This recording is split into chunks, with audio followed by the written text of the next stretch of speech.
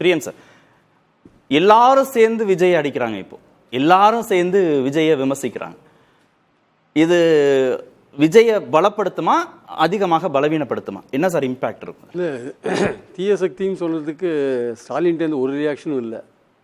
இது இருக்கா எனக்கு தெரிஞ்சு இதுவரையும் ஸ்டாலின்டேருந்து தீய சக்தி. ஆனால் ஏடிஎம்கேல ஐடிவிங்க வந்து ஊழல் சக்தின்னு சொன்னதுக்கு ரொம்ப கடுமையான ரியாக்ஷனை கொடுக்குறாங்க.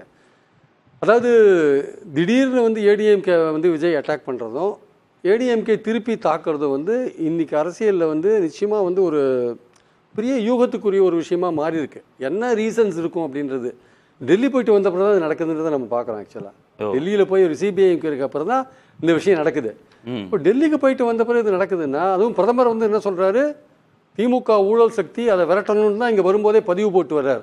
அதுக்கு விஜய் பதில் சொல்கிறார், ஐயா உங்கள் பக்கத்தில் இருக்காது பாருங்க, அவர் தான் ஊழல் சக்தின்னு விஜய் வந்து பதில் சொல்கிறார். திமுகவுக்கு பதிலாக விஜய் பதில் சொல்கிறார். யார் ஊழல் சக்தின்னு அவர் காமிக்கிறார். ஏடிஎம்கே சொல்றது மூலமா அது தெரியுது நமக்கு ஆக்சுவலா. அப்போ இது என்ன அரசியல் வந்து விஜய்க்கும் அதிமுகவுக்கும் நடுவில் இருக்கு அப்படின்னு பாத்தீங்கன்னா, அது இன்னும் ஃபர்தரா டீகோட் பண்ணீங்கன்னா, டெல்லின்னு சொன்னதுக்கு அப்புறம் பாஜகவுக்கும் சேர்த்துக்கணும். பாஜக விஜய் ரியாக்ட் பண்றாங்களா? கூட்டணி கட்சியான ஏடிஎம்கே இவ்வளவு அட்டாக் பண்றாங்கல்ல. அப்போ இன்னுமே தமிழ் என்ன சொல்றாங்க, விஜய் தனியா திமுகவை தோக்கடிக்க முடியாதுன்னு சொல்றாங்க. இன்னும் வருவாங்க. பாஜகவுடைய பார்வை எப்படி இருக்கு? ஒரு கூட்டணி கட்சியை வந்து ஊழல் சக்தின்னு சொல்றாங்க, ஊழல் சக்தியோட பாஜக சேர்ந்திருக்குன்னு சொல்றாங்க. அப்ப பாஜக வந்து விஜய் ஏதாவது ஒரு விஷயம் பண்ணணும் இல்ல, பேசணும் இல்ல. திரு நயினா நாகேந்திரன் விமர்சனம் பண்ணியிருக்கிறாரு. இல்ல, அதாவது விமர்சனம் பண்ணியிருக்காரு சார். தமிழிசை என்ன சொல்றாங்க, இன்னும் வந்து விஜய் வருவாருன்னு எதிர்பார்த்து காத்துட்டு தானே. தனியா நின்னீங்கன்னா நீங்க ஜீரோ, எங்க கூட வாங்க. அப்ப பயமுறுத்துற விஷயம், தனியா நின்னீங்கன்னா நீங்க அவ்வளவுதான் என்ன அர்த்தம்? அதுக்கு எங்க கூட வந்து சேர்ந்துட்டு அர்த்தம். ஸோ அது ஒரு பாயிண்ட் இருக்கு. ரெண்டாவது வந்து அதிமுகவும் விஜயும் முதல்ல வந்து ஒரு கூட்டணி பேச்சுகள் நடத்தினாங்க. அது வந்து ஃபெயில் ஆயிடுச்சு. அது தெரிஞ்சுட்டு தான் பாஜக இவங்களை கூப்பிட்டு நம்ம இதே அரங்கத்தில் பேசியிருக்கோம். அதெல்லாம் பெரிய விஷயங்கள்லாம். அப்போ அவங்க பாஜகவோட கூட்டணி போனாங்க. இல்ல என்ன யூகிக்கிறீங்க? ஏன்னா சஸ்பென்ஸ் வைக்க வேண்டாம். டெல்லி போயிட்டு வந்த பிறகு அப்படின்னா என்ன அதுக்குள்ள இருக்கு? இல்லை, அதாவது டெல்லிக்கு போனது இந்த ஜனநாயகன் விஷயம், சிபிஐ என்கொயரி போன்ற விஷயங்கள்லாம் ஒரு பக்கம். சிபிஐ என்கொயரியில் என்ன நடந்தது, செப்டம்பர் 27 அந்த இன்சிடென்ட் நடந்தது. 28ஆம் தேதி எடப்பாடி என்ன அறிக்கை விடுறார், பாதுகாப்பு ஏற்பாடுகள் சரியில்லை அறிக்கை விடுறார். அக்டோபர் 8ஆம் தேதி எடப்பாடி என்ன அறிக்கை விடுறார், சதின்னு அறிக்கை விடுறார். அக்டோபர் 8ஆம் தேதி சதின்னு அறிக்கை விடுறார். அப்போ அதெல்லாம் விஜய்க்கு ஆதரவான ஒரு விஷயங்கள். நீங்கள் இதுக்கு முன்னாடி சொன்னீங்களே, எம்ஜிஆரை பற்றி பேசினதும் ஜெயலலிதா பற்றி பேசினதும் அவங்க வந்து பேசினாங்க, அவங்களாம் பொது தலைவர் தான். இந்த விஷயங்கள்லாம் ஏன் நடந்தது? அதாவது விஜய்க்கு ஆதரவான ஒரு போக்கை வந்து ஏன் அதிமுக எடுத்தாங்கன்னா, வருவாங்க. அதாவது பாஜக எப்படியும் அவர் கூட்டு வந்துடும், பாஜக டெல்லியில் போய் அழுத்தம் கொடுத்துரும், அழுத்தம் டெல்லியில் சிபிஐ என்கொயரி போன்ற விஷயங்கள போயிட்டு இருக்கிறதுனால ஏதோ ஒரு அழுத்தத்தில் அவர் கூப்பிட்டுருவாங்கன்னு பார்த்தாங்க. அதான் நேற்று அழுத்தம்னு ஒரு பேச்சு ஆரம்பிக்கிறதுக்கு காரணம், டெல்லியில் அவருக்கு ஒரு அழுத்தம் கொடுக்கப்பட்டிருக்கு. எங்க கூட்டணிக்கு வந்துருங்கன்னு அழுத்தம் கொடுக்கப்பட்டிருக்கு. ஆனால் எனக்கு ஒன்றும் அழுத்தம் இல்லை, மக்களுக்கு தான் அழுத்தங்கிற. அவர் அந்த பேச்சை பேச வேண்டிய அவசியம் இல்லையே. அவர் ஒளிப்படையாக பேசலாமே. என்னோட படம் ரிலீஸ் ஆகிறத வந்து தடுக்கிறாங்க, அதெல்லாம் சொல்லலாமே. சிபிஐ என்கொயரியில் வந்து என்னை வந்து அதை வச்சு என்னை மடக்க பார்க்குறாங்க. ஓப்பனாக சொல்லுங்க, எதுக்கு வந்து இன்டெரக்டாக பேசுறீங்க? அப்போ நீங்கள் அழுத்தம் சொன்னீங்கன்னா நாங்கள் என்ன புரிஞ்சுப்போம்னா, உங்களுக்கு அழுத்தம் கொடுக்கப்பட்டிருக்கு, நீங்கள் எல்லாம் தேவையில்லாமல் அதை பற்றி பேச வேண்டிய அவசியம் இல்லையே. நீங்க அந்த அழுத்தம்ன்றதை விட்டு வேற விஷயங்கள்லாம் பேசலாமே. ஏன் பேசுறீங்க அழுத்தம்ன்ற விஷயத்த?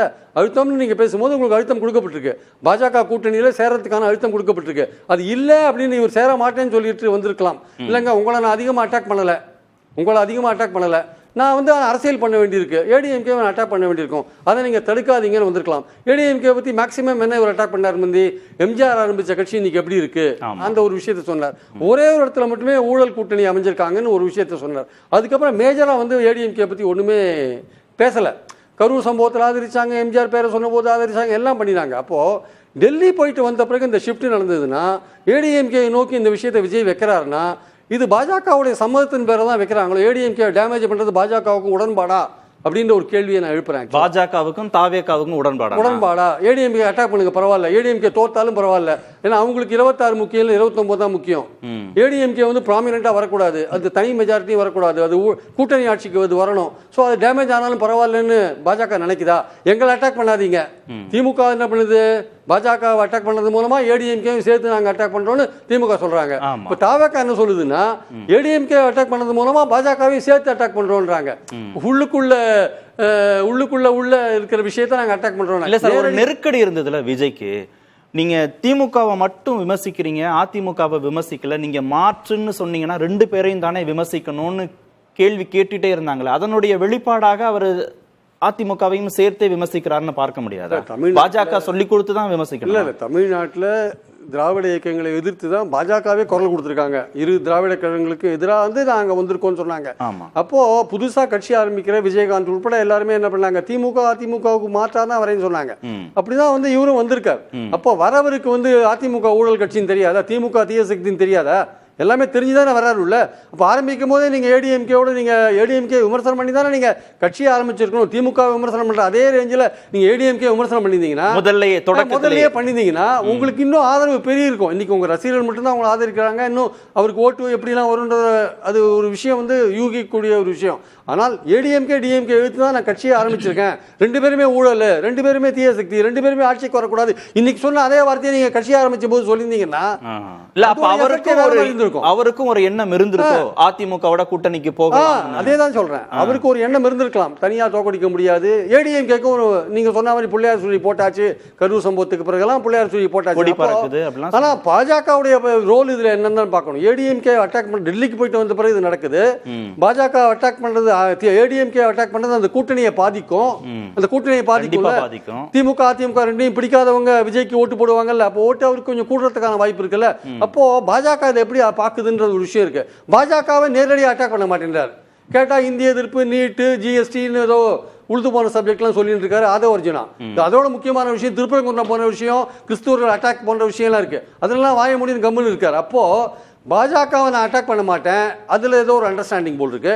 அதிமுக அட்டாக், நீங்க அதிமுக அட்டாக் பண்ணிக்கோங்க, எங்களுக்கு கவலை இல்லை. அப்போ உங்களுக்கு சேர்ந்து தான் நீங்க அஃபெக்ட் ஆவீங்கன்னா பரவாயில்ல சார், எங்களுக்கு 29 தான் சார் முக்கியம் அப்படின்னு போனால் இதுக்கு பின்னாடி இந்த மாதிரி உள்ளடிலாம் இருக்கான்னா அதான் டீகோட் பண்றது கஷ்டம்னு சொன்னேன். ஒரே ஒரு விஷயம், அதாவது இந்த ரெண்டு விஷயம் கோணத்தையே மாத்திட்டாரு. நான் தான் சொல்றேன், இப்ப பிஜேபி அதிமுக பக்கமே பேசுறீங்களா, இன்னொரு வசதியான ஒண்ணு மறந்துட்டீங்களா?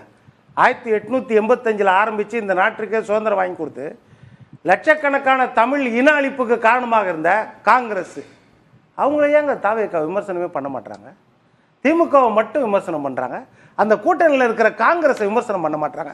திமுகவுடைய குடும்ப ஆட்சியை மட்டும் விமர்சனம் பண்றாங்க. காங்கிரஸ் உடைய நேரு குடும்ப ஆட்சியை 3 எம்பி ஒரே குடும்பத்தில் இருக்காங்க, அதை விமர்சனம் பண்ண மாட்டாங்க.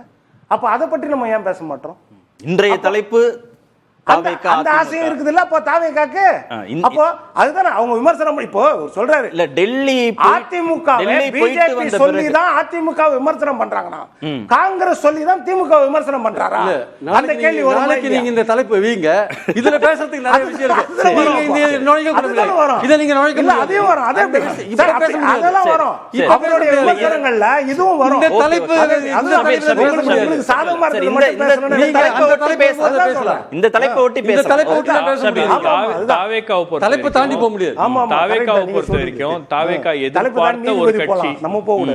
அல்லது 2-3 கட்சிகள்னா காங்கிரஸ், விசிகே, இடதுசாரி கட்சிகள் இவங்க வந்தாங்கன்னா போதும் அப்படின்றதுதான் வந்து தாவேக்காவுடைய எண்ணமாக இருந்தது. அதிமுகவோட ஒருபோதும் அவங்கள வந்து கூட்டணி சேரணும் அப்படின்ற மாதிரிலாம் ஒரு எண்ணம்லாம் அவங்களுக்கு அவ்வளவு ஸ்ட்ராங்கா இருந்தது. தொடக்கத்துல பேசும்போது 117 பேசினாங்க, அத்தோட அது முடிஞ்சிருச்சு. அது அந்த பேச்சுவார்த்தை அடுத்த கட்டத்துக்கு போகல அப்படின்னும் போது அத்தோட அந்த பேச்சுவார்த்தை என்பது முடிந்தது. கரூருக்கு பிறகு கூட பெரிய அளவுக்கு அவங்க வந்து அதுல முனைப்பு காட்டல. ரெண்டாவது அதிமுக பாஜக கூட்டணி உருவாகியது அப்படின்னு அந்த சாப்டர் க்ளோஸ். சட்டமன்ற நாடாளுமன்ற உறுப்பினர்கள் பலம் இல்லாம, கட்சி கட்டமைப்பு இல்லாம, வாக்கு சதவீதம் நிரூபிக்கப்படாம ஒரு புதிய கட்சியாக களம் காண்கிற போது மத்தியில ஆள்ற கட்சியையும் சேர்த்தே எதிர்க்கணும், மாநிலத்தில் ஆளக்கூடிய கட்சியான திமுக ஓடுங்கிறது சாத்தியமா திரு விஜய்க்கு? அதனால அவர் பாஜகவை எதிர்க்காம அரசியல் செய்கிறாருன்னு சொல்றாங்க. இல்லை, அந்த மத்தியில் ஆளுகிற அந்த கட்சி தமிழ்நாட்டுக்கு செய்கிற பல விஷயங்கள் இருக்குல்ல, அது இங்கே இருக்கிற நிர்வாகத்தில் தலையிட்டு செய்கிற விஷயங்கள், நிதி கொடுக்காத இருக்கிற விஷயங்கள், அது தமிழ்நாட்டுடைய அரசியலை வந்து பாதிக்கிற ஒரு விஷயமா இருக்குல்ல. ஆளுங்கட்சியை மட்டும் பாதிக்கல, தமிழ்நாட்டோட நிர்வாகத்தை பாதிக்குது. கவர்னர் பண்ணுற செயல்கள்லாம் ஜனநாயகத்துக்கு விரோதமாக பல விஷயங்கள் இருக்குது. இந்த மாதிரி விஷயங்கள்லாம் வந்து நிதி கொடுக்காதனால தமிழ்நாடு கவர்மெண்ட் எவ்வளோ பிரச்சனைக்கு உள்ளாறதுனால நம்ம பார்க்குறோம். நம்ம அப்போது தமிழ்நாட்டுடைய தொன்மையை கேள்வி கேட்குற அளவுக்கு பாஜக நீங்கள் நடந்து இந்த மாதிரி விஷயங்கள்லாம் இருக்கும்போது இதெல்லாம் நீங்கள் டச் பண்ணாத, நீங்கள் கொள்கை எதிரின்னு சொல்லிட்டு நீங்கள் கடந்து போகிற விஷயம் இருக்குல்ல, அதுதான் வந்து இங்கே கேள்விக்குறியாக மாறுது. ஆக்சுவலாக அந்த இடத்துல வந்து நீங்கள் அப்போது ஏதோ ஒரு அஜெண்டாவில் நீங்கள் ஒர்க் பண்ணுறீங்களா, பாஜகவை அதிகமாக அட்டாக் பண்ண வேண்டாம், அதிமுகவை அட்டாக் பண்ணா போறோம் அப்படின்ற அஜெண்டால நீங்க ஒர்க் பண்ணிக்கலாம். இன்னொரு விஷயம் இருக்கு, அதிமுக தன் கூட்டணியை கொஞ்சம் பலமாக்கிட்டு இருக்கு.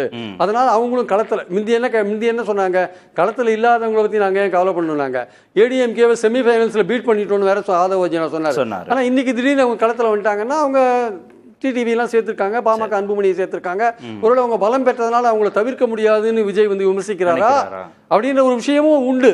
ஆனால் அது மட்டுமே தான் காரணமா, இதுக்கு பின்னாடி நான் சொன்ன மாதிரியான விஷயங்கள் ஏதாவது இருக்கான்றது அதையும் யோசிக்க வேண்டிய அவசியம் இருக்கு.